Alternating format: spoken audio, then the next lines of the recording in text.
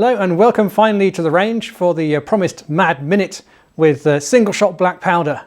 Now the challenge was, if you remember long ago during my little lathe antics vid, I wanted to test whether there is any fundamental difference at the time between a single shot bolt action and a single shot non-bolt action black powder cartridge rifle. So for my competitors I have a GRA, box standard bolt action. Very importantly though, it does have an ejector. And in the non-bolt action category, I have the Belgian Comblain, which in my opinion is the fastest of the lot. So it'll be interesting to see how many I can get downrange in a minute. Now the target is Bunny here at 50 meters, sorry. Now accuracy, I don't know. I'm going to try my best, but it's a calm, sunny day, and I don't know how the smoke is going to be. But we'll have a look and see how I manage. I'll probably do one shot each, just off the timer to see where I'm going to aim, and then try and maintain my aim. Now, I'm going to try and keep things as period precise as I can.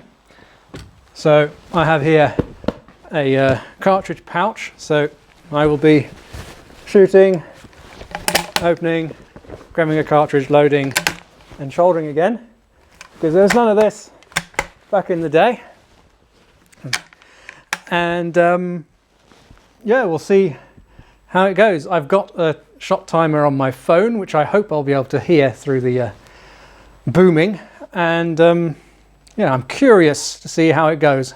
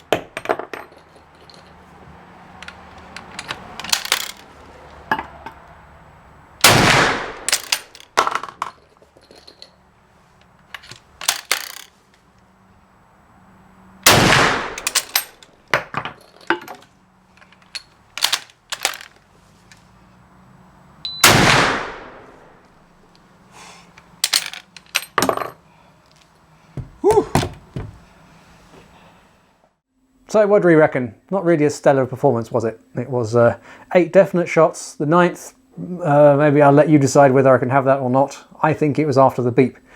So in view of that, I thought I would have another go. But before I show you that, you should know that I was a muppet right at the beginning when I said I would take one sighting shot, which I did at the beginning.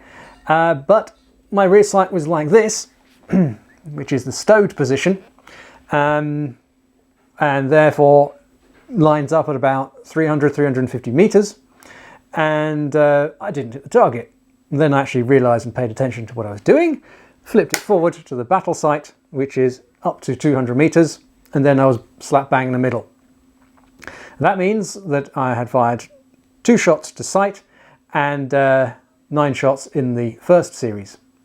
The bit that fell off, by the way, is the slider here, because the little screw for the slide stop actually interferes with the sight picture on my rifle. So I removed the screw. I should have removed the sight slider as well because I didn't need it. But yeah, that shook off in recoil, but nothing to worry about there.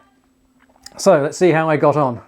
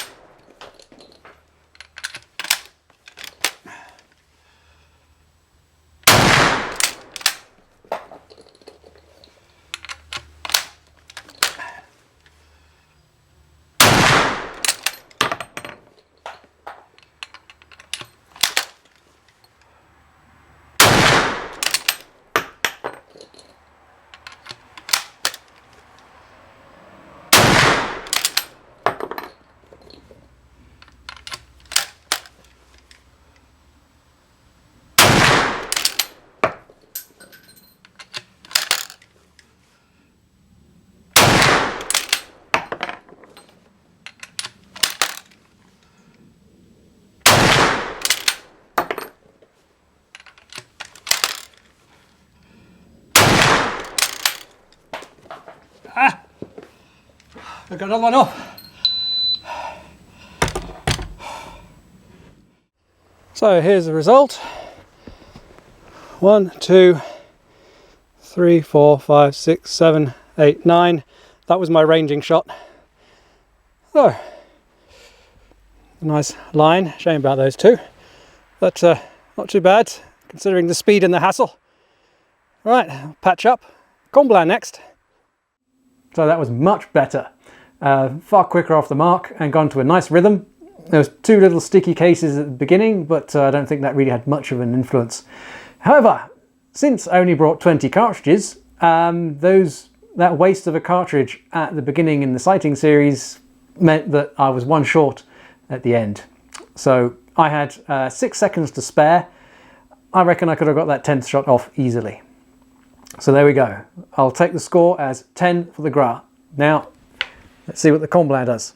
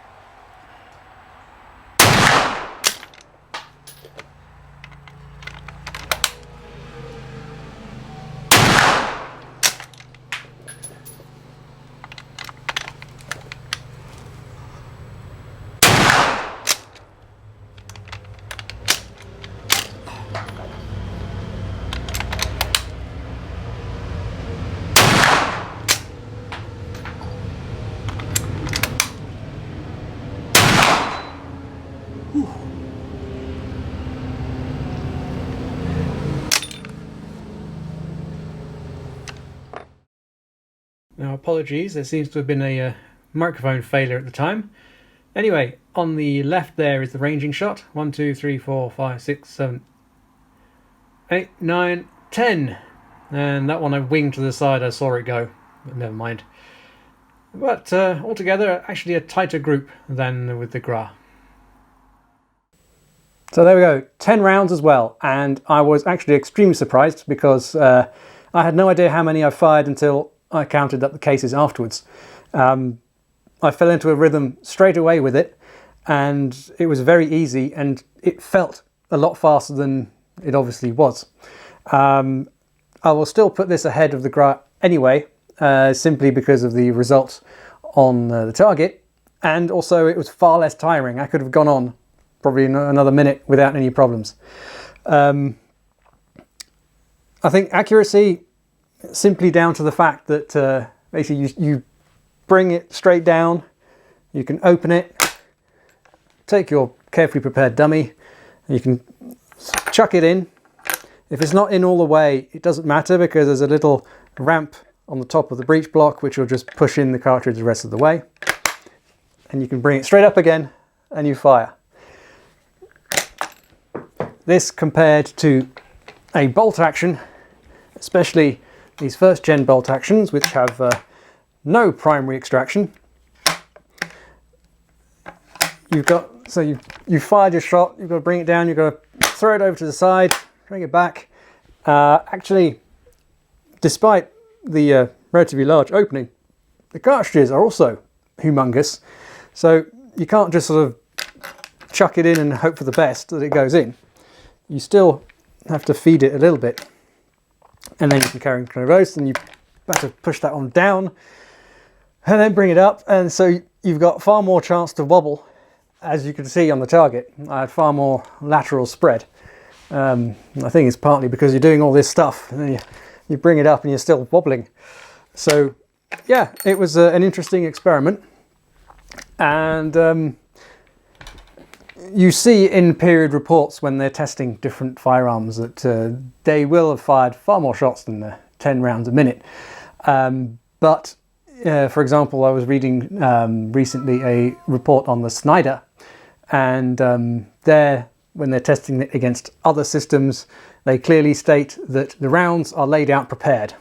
So they would be lying prone or whatever position, and there would be no you grabbing it from the pouch and etc. But I thought it would be interesting to see from a line infantryman's perspective, for example, people in the field, how would they cope with rapid fire if necessary? And you know, perhaps you can do better. I mean, this was done without any practice whatsoever. So if any of you feel motivated to try any of these old single shots in a similar Mad Minute, please go ahead and let us know the results. I'm tempted now to see how the Werder will perform, because it's a bit of a transition between the two. You have a lot more actions to do, like in a bolt action.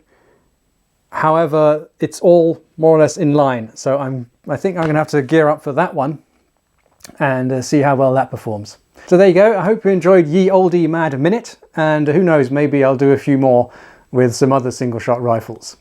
And of course, eventually I'll get around to doing one with the Vetterli. So, thank you for watching. Thank you to all our patrons, which will allow us to feed all these things. And I hope to see you again in the workshop or on the range.